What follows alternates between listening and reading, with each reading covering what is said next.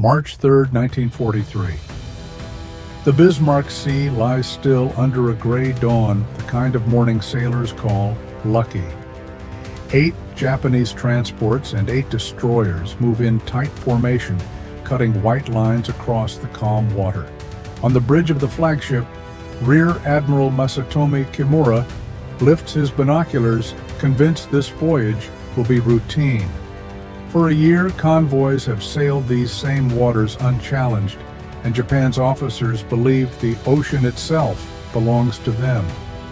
Below decks, soldiers of the 51st Division rest among crates of rice and ammunition, whispering that by sunset they will reach Leh and rejoin the war. But across the horizon, unseen by any lookout engines already growling, American bombers are rising from the runways of New Guinea. They are B-25 Mitchell's machines the Japanese think they understand. What they cannot imagine is that these bombers are no longer bombers at all. In Australian workshops, mechanics have ripped out the bombardier seats and welded 8 .50 caliber guns into their noses. The result is something monstrous, a flying saw of metal and fire built to rip ships apart at wave height. For the men aboard Kimura's convoy, that nightmare is only hours away. They believe their umbrella of steel, hundreds of 25mm guns and 5-inch mounts can stop anything with wings. What they don't know is that no amount of steel can stop what's coming. If you were standing on that deck, staring into a peaceful sea, could you sense that this calm would soon vanish in flame? Could you imagine your ship cut in half by aircraft you once dismissed as harmless? Stay with this story to see how 15 minutes erased an empire's confidence forever. If you believe overconfidence destroys faster than any bomb, type 1 in the comments. If you think Japan's Navy could still have survived that day, hit like and keep watching. For the men of the Imperial Japanese Navy, confidence was not arrogance, it was tradition. Since the triumphs of Tsushima and Pearl Harbor, every officer had been raised to believe that Japan ruled the seas through discipline, precision, and courage. Rear Admiral Kimura's convoy represented that belief in motion. 8 destroyers screening 8 transports each, positioned by the book, each commander drilled to perfection. To Japanese doctrine, this was the very definition of invincibility. On the bridge of the destroyer, Shirayuki Captain Tamichi Hara watched the steady rhythm of the formation with quiet pride. He had escorted convoys across these waters dozens of times, and every voyage reinforced the same truth: American bombers were clumsy, predictable, and far too high to matter. He remembered watching B-17s dropping bombs from the clouds, the explosions scattering harmlessly hundreds of meters away. They cannot hit what moves, he told his gunnery officer. Their courage ends where our guns begin. Below decks, young gunners polished the barrels of their 25mm cannons, repeating the phrase they had been taught in training: fire steady, fire together, and no plane can pass through the umbrella of steel. Their confidence was not without reason. Dozens of American attacks had been repelled in the past year. Pilots were shot down, ships escaped, and the idea that any aircraft could challenge a well-defended convoy felt absurd. Admiral Kimura, standing on the bridge of his flagship Shiratsuyu, believed this convoy to be proof of Japan's unbreakable naval doctrine. His orders from Rabaul were clear: deliver the 6,900 soldiers of the 51st Division to Leh, no matter the cost. But deep down, he did not expect the cost to be high.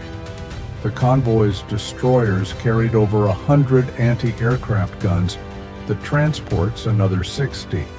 Together they formed what Japanese manuals proudly called a moving fortress.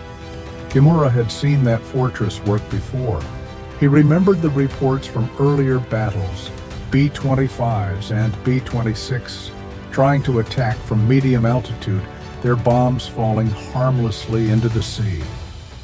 The pilots were brave, yes, but foolish, flying straight, steady, and high. The Japanese gunners had time to track them, to fill the sky with tracers, until the bombers either turned away or died flaming. Kimura believed the Americans had learned their lesson. He believed the Empire's control of the South Pacific remained unshakable. But on the other side of the ocean, in the humid workshops of Brisbane and Port Moresby, the Americans had already rewritten the rules. Mechanics, led by a man named Paul "Pappy" Gunn, had torn apart their bombers, reconfiguring them into something entirely new. These were not high-altitude machines anymore. They were predators built to skim the waves, to strike from where no doctrine had ever looked before. As dawn turned to daylight, the Japanese convoy cut through calm seas, unaware of the change that had already sealed its fate. The men aboard laughed, smoked, and wrote letters home. To them, the ocean stillness was an omen of protection. The destroyer captains maintained exact distances between ships, no deviation, no improvisation. Discipline was the Empire's strength, and following the manual had kept them alive this long. When the first scout reports arrived, American aircraft detected far to the south, no one panicked. The officers on the bridge exchanged confident smiles. "Routine harassment," one said. "Let them come." Kimura gave no new orders. The guns were manned, the lookouts alert. Every man knew his task, and they believed that perfect execution was all that mattered. This was the tragedy of confidence, the inability to imagine that the enemy could think differently. The Japanese saw air warfare as a contest of altitude and formation of honor and precision.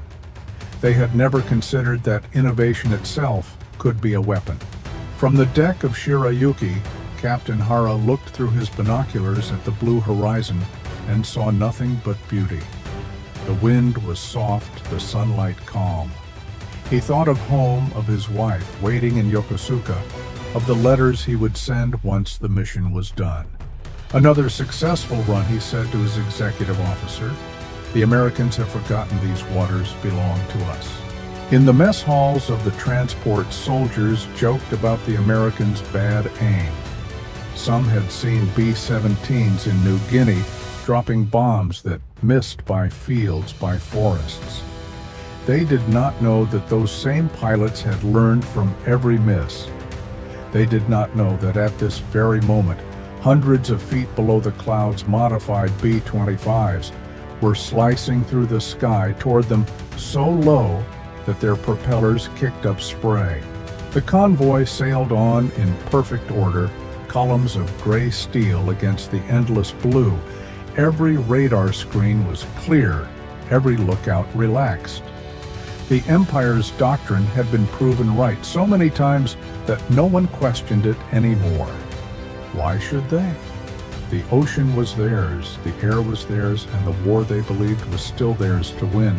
If you were on that bridge, would you have questioned the calm? Would you have dared to imagine that this time the rules might break? Type 1 in the comments if you believe blind confidence is deadlier than fear itself. Hit like if you think discipline without imagination can destroy even the strongest fleet. The next few minutes will show why every lesson the Japanese Navy had ever learned suddenly stopped working. It began with a vibration in the water, a low pulsing tremor that the men on deck felt through their boots before they heard it with their ears. The lookout aboard the destroyer Asashio leaned over the rail, squinting toward the south. A line of silver dots shimmered against the horizon, no larger than insects in the morning haze. "Enemy bombers, 7,000 feet," he shouted, his voice cracking through the intercom.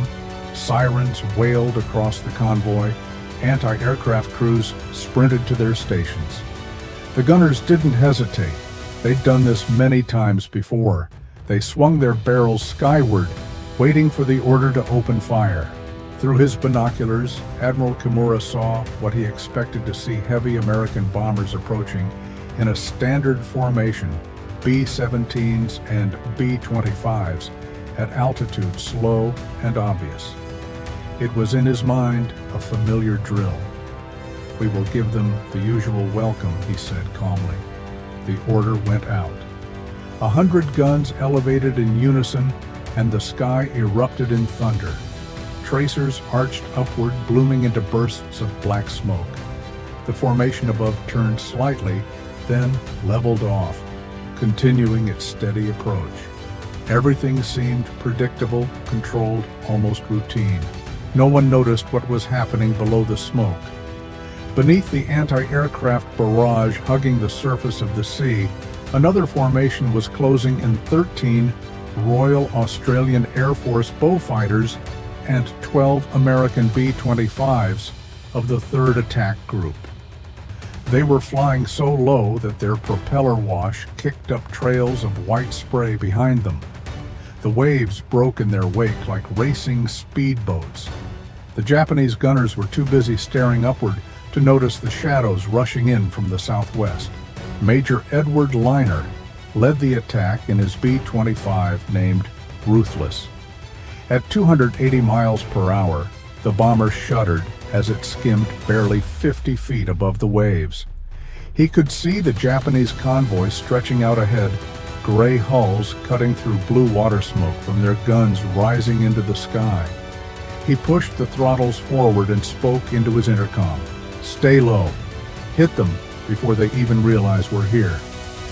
His co-pilot muttered, "God help anyone standing on those decks."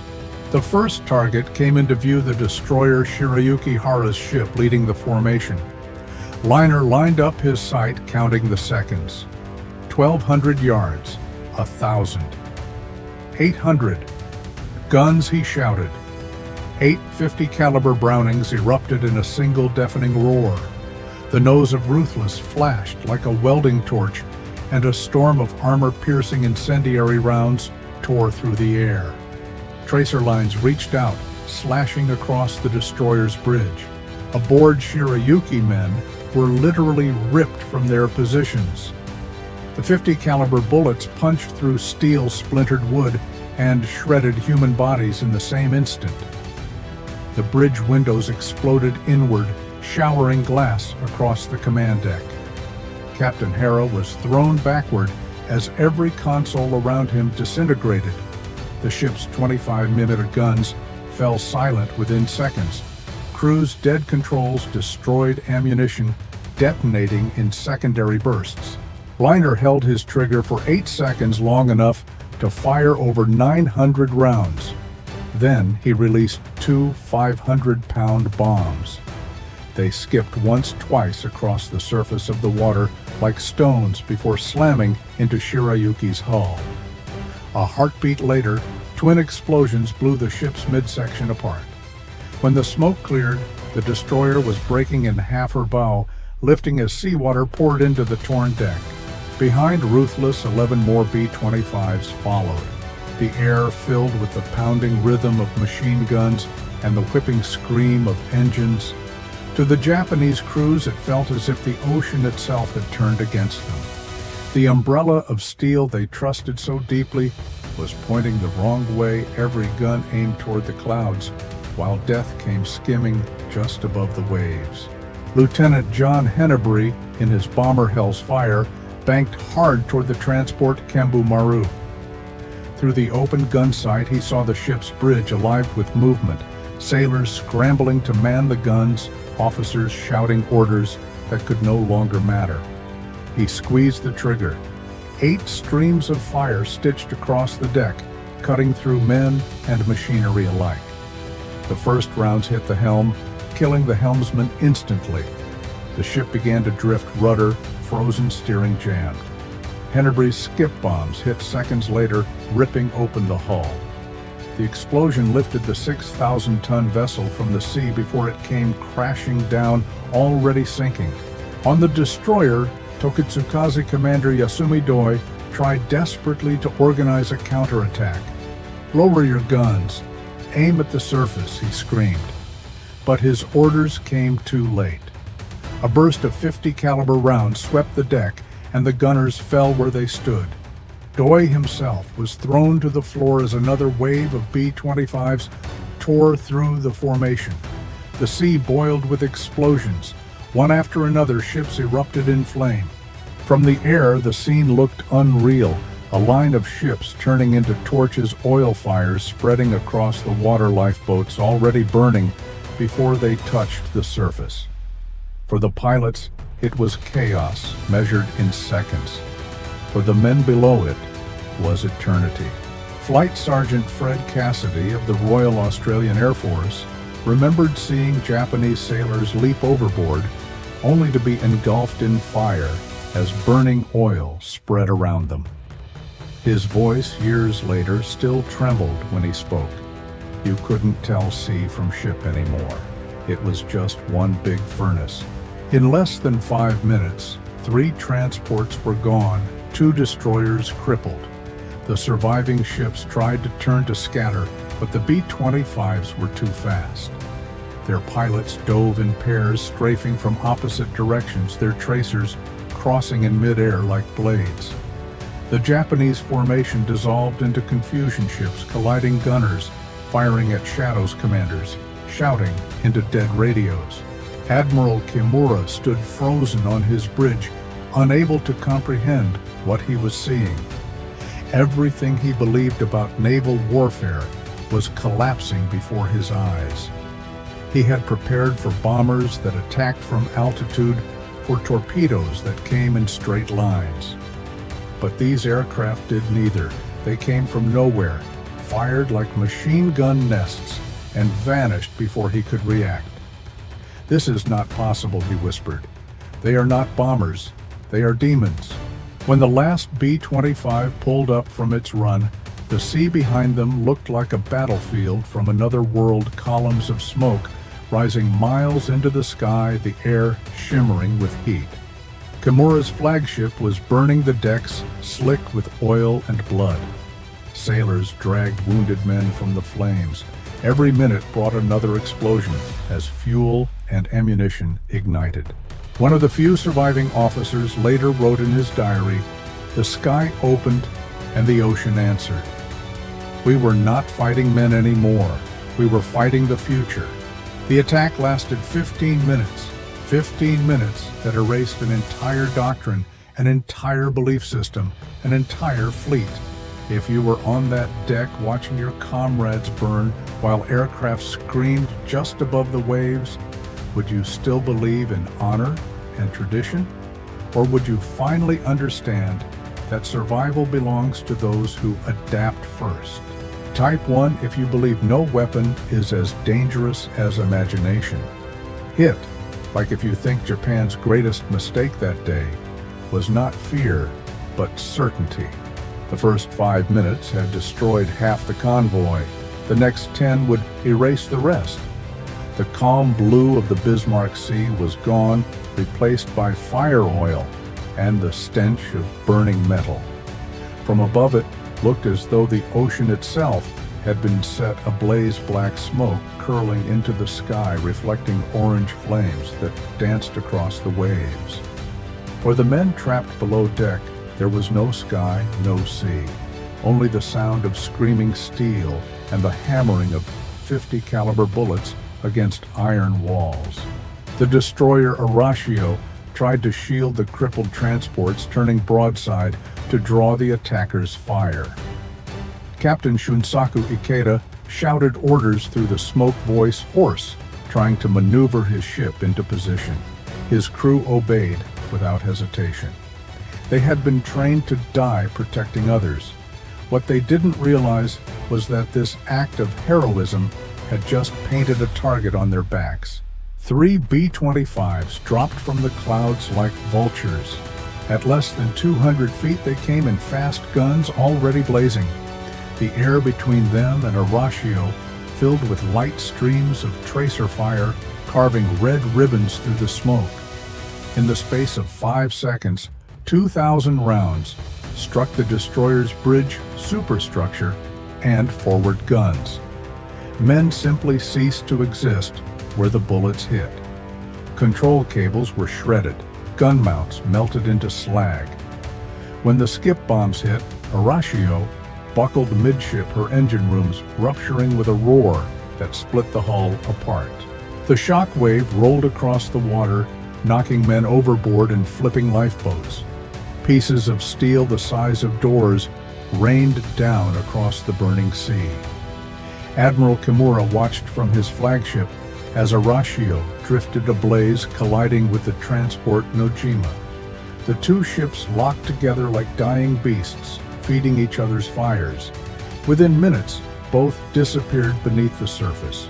Kimura's radio operator screamed into his headset, calling for air support from Rabaul. There was no answer. The Japanese fighter escorts had taken off hours earlier, searching in the wrong direction for bombers that were never there. The B-25 attack had come from below the radar, too low to detect, too fast to intercept. Kimura realized the truth. Too late, the Americans had learned how to fight without being seen. The convoy had become a slaughterhouse. The water burned with leaking fuel. Explosions flared like thunderstorms across the horizon. Men jumped into the sea only to discover that the sea itself was on fire. Some tried to swim clear, their uniforms catching flames as oil clung to their skin. Others simply gave up, choosing to sink with their ships rather than face the burning water. From his bomber Hell's Fire, Lieutenant John Hennebrey banked hard to avoid the towering columns of smoke. He could see the entire convoy breaking apart below ships, colliding, explosions lighting the sky. It looked unreal, he later said, like the gates of hell opening on the ocean. He pulled his aircraft low for one more pass, guns flashing as he strafed the decks of a listing destroyer. We weren't told to show mercy, he recalled. Our orders were simple: leave nothing that floats. The B-25 gunners in the tail turrets raked lifeboats' engines, thundering as they passed overhead. To them, it wasn't cruelty, it was duty. Intelligence reports had warned that any surviving troops might regroup and reach Lai.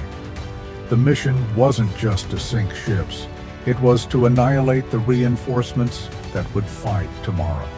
Commander Yasumi Doi aboard Tokitsukaze tried once more to rally his men. The destroyer was engulfed in fire, her main gun silent. He grabbed a burned signalman by the shoulders. "Keep firing," he shouted, even though there was nothing left to fire. His voice cracked under the heat and smoke. Seconds later, a burst of 50 caliber rounds ripped through the bridge. Doi fell instantly, his final command dying on his lips. On Kembumaru, hundreds of soldiers from the 51st Division were trapped below deck.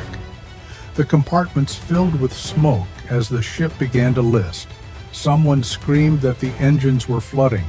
Another shouted that the bulkheads were melting. In the darkness, men clawed at sealed hatches, beating them with their rifles, begging to be let out. The screams were drowned out by the roar of another explosion. Major Edward Liner circled his bomber Ruthless back toward the convoy, his eyes scanning the chaos below. "We hit them dead center," his gunner said. "They're finished." Liner didn't answer. He could see the burning bodies in the water, the survivors waving frantically for rescue. He knew there would be no rescue. "They'd have done the same to us," he muttered, and turned his aircraft south. By the 10th minute, the Japanese formation no longer existed. What had begun as a fleet was now a graveyard. 7 transports were burning or sinking, their black plumes merging into one vast cloud. The remaining destroyers circled helplessly, trying to pick up survivors while dodging bombs that still fell among them. The noise was constant: machine guns, explosions, and the hiss of fire meeting seawater. The smell of cordite and burning flesh, mixed with the sharp tang of salt. Admiral Kimura clung to the rail of his flagship, coughing from the smoke. His face was streaked with soot, his uniform soaked with sweat. The voice of a junior officer broke through the chaos. "Admiral, Should we retreat? Kimura turned to him, eyes blank. Retreat to where? He asked quietly. There is no convoy left to protect. At that moment, a bomb struck the sea beside the flagship, the explosion lifting the ship out of the water. The blast wave shattered windows, ripped antennas from their mounts, and hurled men across the deck. Kimura was thrown to his knees, his cap lost to the wind. When he rose, he saw his communications tower bent like a broken mast. He knew then that the Imperial Navy's pride had been broken the same way. Farther astern, the transport Ogawa Maru tried to escape by turning broadside. That decision sealed its fate. Lieutenant Donald McCullers' bomber Sleepy Time Gal approached from the beam, 8 guns blazing. The rounds tore through the hull, igniting fuel and ammunition. Secondary explosions ripped the ship in half, the blast echoing for miles. More than 1,500 men went down with her. By the 15th minute, it was over. The last B-25s pulled away, climbing back toward the clouds. The air behind them shimmered with heat and smoke. Below, the ocean burned. Wreckage floated among the dead helmets, rifles, lifeboats torn apart. Only 4 ships remained afloat, all crippled and bleeding oil. The rest were gone. A survivor from Shirayuki later described the silence that followed. It was not quiet, he said. The fire still roared, the sea still hissed. But inside our hearts, everything was silent. There was nothing left to believe in. Admiral Kimura stared into the black water and whispered, "This is the end of our Navy." No one answered him. The officers who might have spoken were gone. The men who could have obeyed were dead or dying. The Bismarck Sea, once a pathway of supply and conquest, had become a floating grave. The Empire's ships lay beneath it, and with them, the illusion of control. If you were there watching the sea burn and the sky vanish in smoke, would you still believe the war could be won? Or would you understand, as they did in that moment, that history had just changed forever? Type 1 if you believe arrogance always burns faster than courage. Hit like if you think Japan didn't lose the battle that day, it lost its faith in victory. By noon, the Bismarck Sea was no longer blue. It had turned the color of ash and blood. Oil floated thick as tar across the water, shimmering with the glow of still burning fires. The wind carried the smell of salt smoke and death. The ocean that had once carried Japan's lifeline now carried its dead. The surviving destroyers drifted through a graveyard of twisted steel. Asagumo moved slowly between wrecks, her engines barely functioning. Sailors leaned over the rails with boat hooks, pulling survivors from the oily water. Most were unrecognizable faces blackened by fire uniforms, melted into skin. Every man they pulled aboard was silent. There were no cries for help anymore, only the occasional sound of coughing as lungs filled with smoke and salt. Admiral Kimura stood on the scorched deck of his crippled flagship. His eyes followed the horizon, now veiled in smoke that stretched for miles.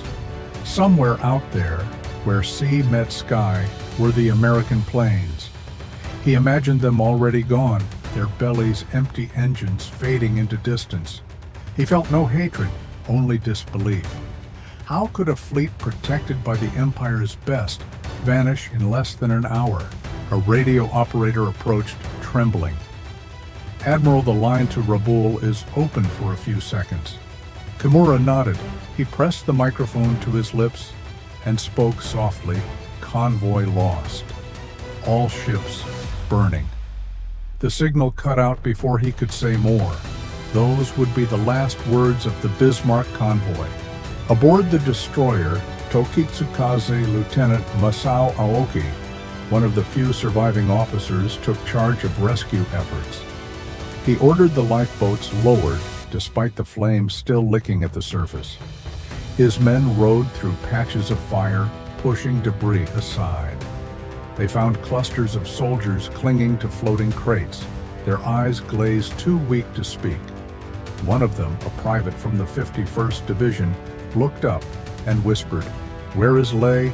Aoki couldn't answer. The ocean hissed as fire met water.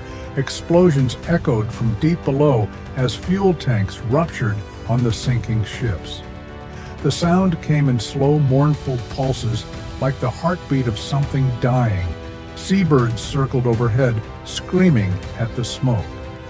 For the first time since the war began, the Japanese sailors did not curse the enemy. They cursed the silence. It was the kind that pressed on your chest and made you realize how small you were. When the sun began to set, the fires dimmed, revealing what daylight had hidden. The remains of 8 transports and 4 destroyers lay scattered across 20 miles of sea. Each ship had left behind hundreds of bodies. Some floated upright, still clutching rifles or signal flags. Others drifted face down among the wreckage. Oil slicks turned the waves into mirrors that reflected the orange sky. Admiral Kimura gave no further orders. There was nothing left to command. He sat on a broken crate near the bridge, bandaged arm resting on his knee, watching the rescue boats move in and out of the smoke. When an aide tried to speak, he raised a hand to stop him. "Do not say honor," he said quietly. "Honor died with them." As night fell, the surviving ships turned north toward Rabaul, moving without lights. The sea was calm again, as if the battle had never happened. Behind them, fires still burned on the water, marking the places where men had lived and died. The smell of gasoline hung in the air for days. One sailor aboard Asagumo wrote in his journal that night, "The sea glowed like molten glass. Every wave carried the reflection of a burning ship." We had no words for what we saw. Even the stars refused to shine.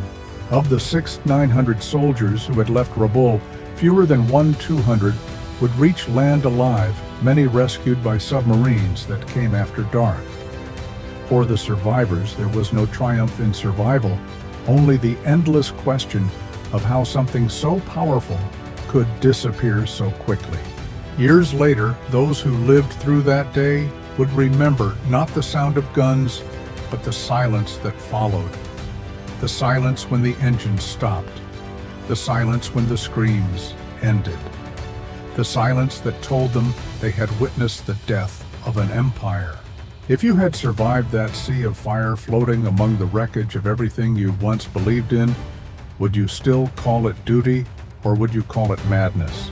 Type 1, if you believe survival is not always victory. Hit like if you think the silence after battle speaks louder than any gun. The news reached Rabaul before midnight. A single garbled transmission heavy with static broke through the darkness. Convoy lost. All ships burning. Then silence. In the operations room, officers froze in place. One man dropped his pencil. Another whispered that it had to be a mistake. 8 destroyers, 8 transports, an entire fleet couldn't vanish in a single day. Yet the coordinates were clear. The Bismarck Sea, March 3rd, 1943. By dawn, the truth was undeniable. The Imperial Japanese Navy, proud heir of Tsushima and Pearl Harbor, had suffered its most humiliating defeat since the war began. Messages poured in from scattered survivors picked up by submarines.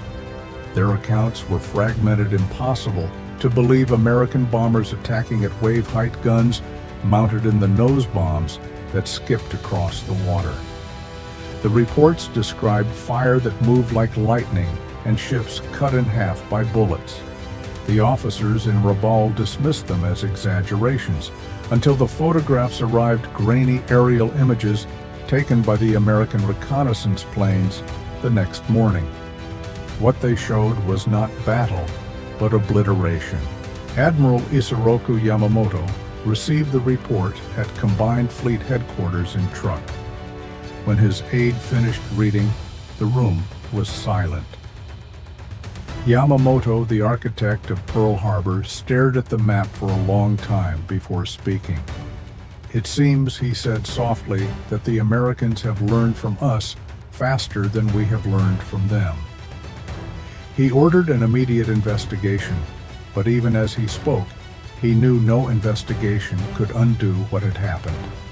The loss of the Bismarck convoy meant more than ships.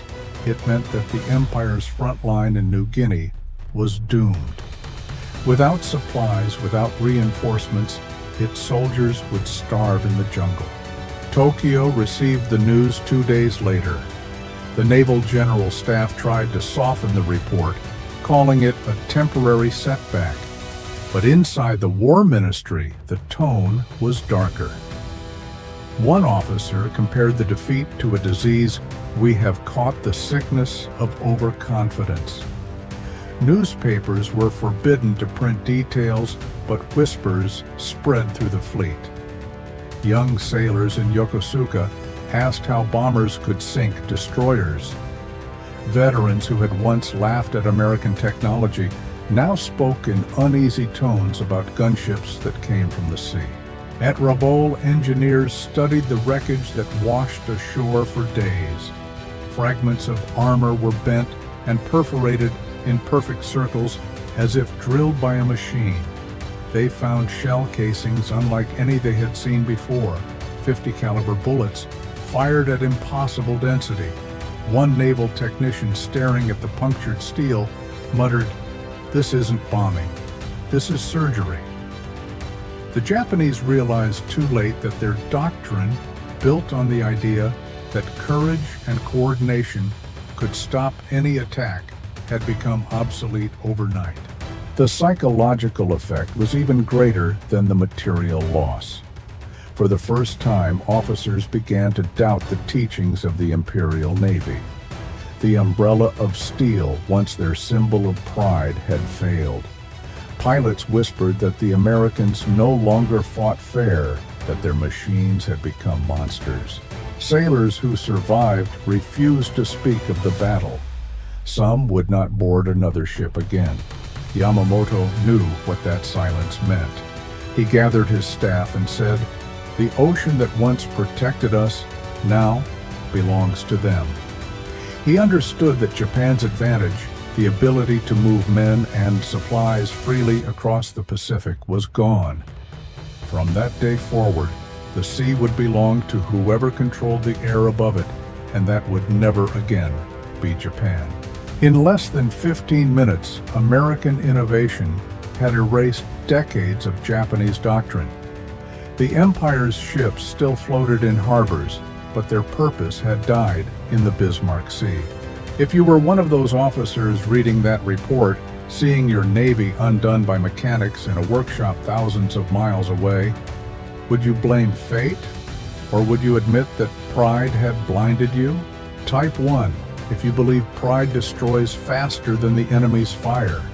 Hit like if you think every empire ends the moment it stops learning.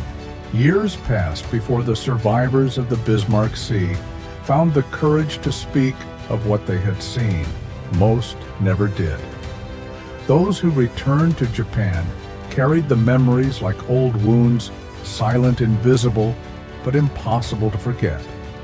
They lived ordinary lives afterward, working in shipyards, running small shops, teaching their grandchildren to bow before the flag. But when someone asked about the war, they always hesitated at the same moment, the morning of March 3, 1943. For Admiral Masatomi Kimura, the silence became his punishment. After the war, he was questioned by Allied officers who wanted to understand how the convoy had been destroyed so completely. His answers were short. "We underestimated them," he said. "We believed in the wrong things." When they asked what he meant, he replied, "We believed discipline was stronger than imagination." He spent the rest of his life by the sea in Kagoshima, walking the docks at dawn, staring at the horizon that had once betrayed him. Lieutenant Masao Aoki, who had commanded the rescue boats that day, wrote in his diary years later, "What defeated us was not their firepower. It was their ability to change. He remembered pulling soldiers from the burning watermen who could still recite the Emperor's code but could not lift their own arms. We were not beaten by stronger men, he wrote. We were beaten by new ideas. The shock that began at the Bismarck Sea rippled through the entire Pacific campaign. After that day, Japan no longer dared to send large convoys in daylight. Supply lines withered. Garrison after garrison starved in isolation. By 1944, the empire that once stretched across the Pacific was shrinking faster than anyone in Tokyo could admit. The sea, which had once carried Japan's power, had turned against it. Every wave reminded them of what was lost: confidence, pride, and the illusion of control. In American reports, the victory was described in statistics: 8 transports and 4 destroyers sunk nearly 7,000 soldiers, killed 15 minutes of combat. But for the men who flew those B-25s, it wasn't just numbers. It was the moment they realized how quickly invention could change the shape of war. Paul "Pappy" Gunn, the mechanic who had first welded those guns into the nose of a bomber, received no parade, no glory. But the pilots who used his creation called him a genius. One of them later said, "He gave us a weapon that didn't just win battles, it changed the way we fought forever." History would remember the B-25 not for elegance or beauty, but for what it represented: a new kind of warfare where adaptation mattered more than tradition. The Japanese had entered the war believing in honor and doctrine. The Americans ended it by believing in curiosity and experiment. Between those two beliefs lay the difference between empire and ashes.